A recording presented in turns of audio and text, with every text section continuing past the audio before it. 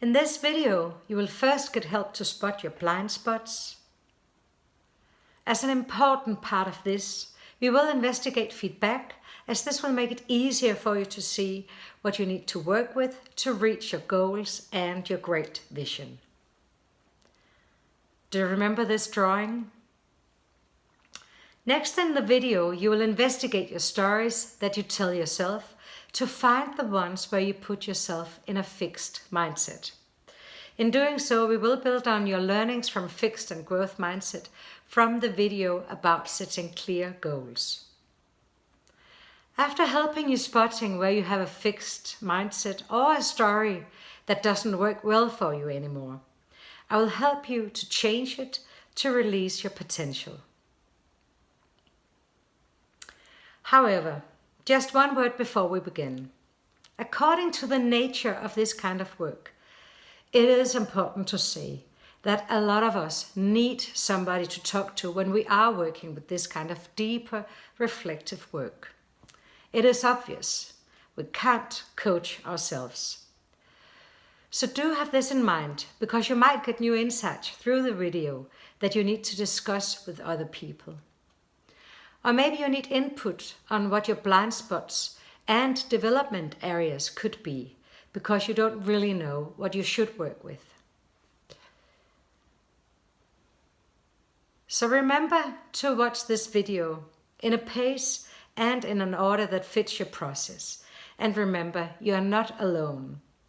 Do reach out to your leader, PNC, your employees or others that you trust to get help, and also to secure that you have a good process.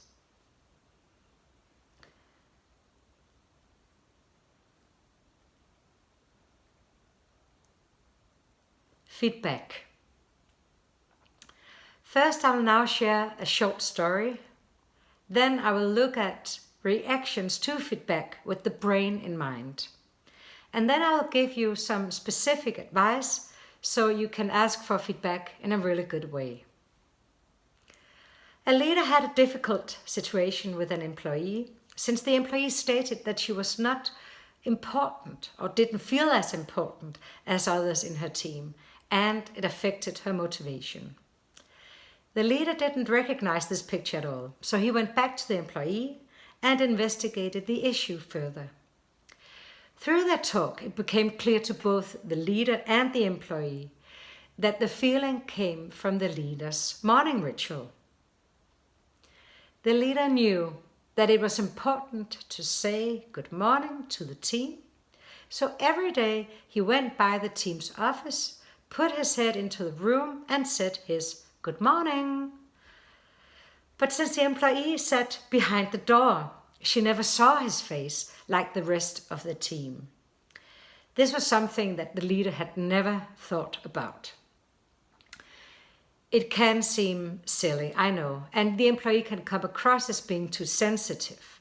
However, talking about it solved the issue. Now the leader walks into the room and makes sure to have eye contact with all when saying good morning. And now the employee feels seen too. I believe this little sample illustrates that we never know the effect of our actions.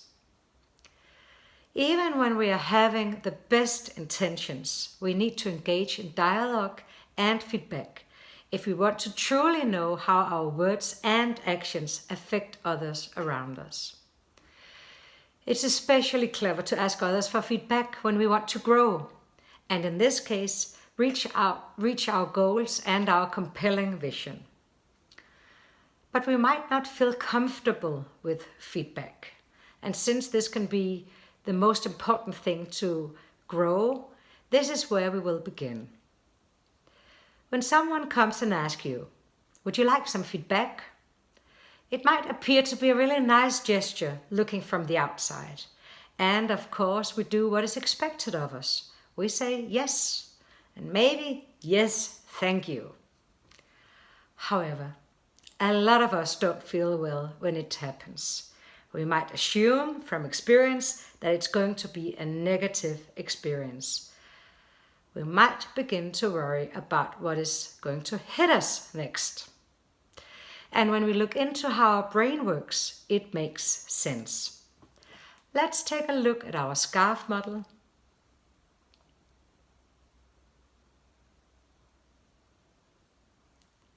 We can either receive a reward or a threat on status,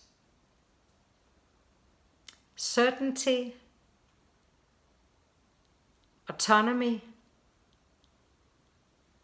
relatedness, fairness,